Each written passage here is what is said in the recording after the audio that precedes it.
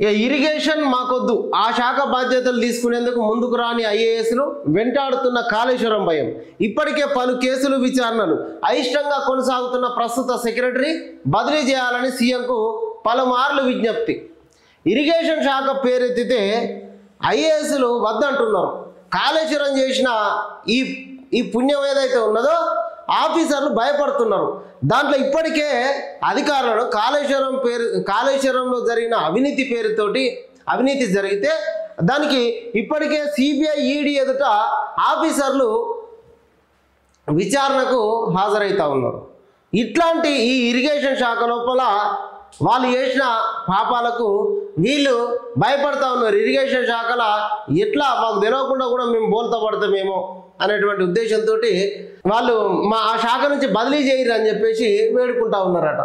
ఆ శాఖ బాధ్యతలు తీసుకునేటందుకు ఏ ఐఏఎస్ కూడా ముందుకు వస్తలేరు. ఎందుకంటే గత బీఆర్ఎస్ ప్రభుత్వ లోపల ఈ శాఖ చేపట్టిన పనులపైనే ఇప్పటికీ విచారణలు, కోర్టు కేసులు కొనసాగుతూ ఉన్నాయి. అందుకే ఐఏఎస్ అధికారులు ఈ శాఖ లోపల బాధ్యతలు చేపట్టేటందుకు ఎవరు కూడా ఇంట్రెస్ట్ చూపిస్తలేరని తెలుస్తూ ఉన్నది. ప్రస్తుతం ఉన్నటువంటి సెక్రటరీ కూడా రాహుల్ బొజ్జా కూడా ఈ శాఖ నుంచి నన్ను తొందరగా తప్పీరు మహాప్రభు అని చెప్పేసి వేడుకుంటా ఉన్నాడు. ఇక కాళేశ్వరం భయం ఇప్పటికి కాళేశ్వరం హయాంలో బీఆర్ఎస్ హయాంలో నిర్మించిన కాళేశ్వరం ప్రాజెక్టు పనుల లోపల నాణ్యత లేకపోవడం వల్ల మేడిగడ్డ బ్యారేజీ కుంగిపోయింది అనేటువంటి విమర్శలు ఉన్నాయి. ఈ నిర్మాణం పైన ఓవైపు న్యాయ విచారణ కొనసాగుతుండగా ఇంకోవైపు జ్యుడిషియల్ ఎంక్వైరీ నడుస్తూ ఉన్నది. దీంతో విచారణలకు కావలసిన సమాచారం ఇవ్వడం కోసమే అధికారులు రాత్రింబవళ్ళు కష్టపడతా ఉన్నారు.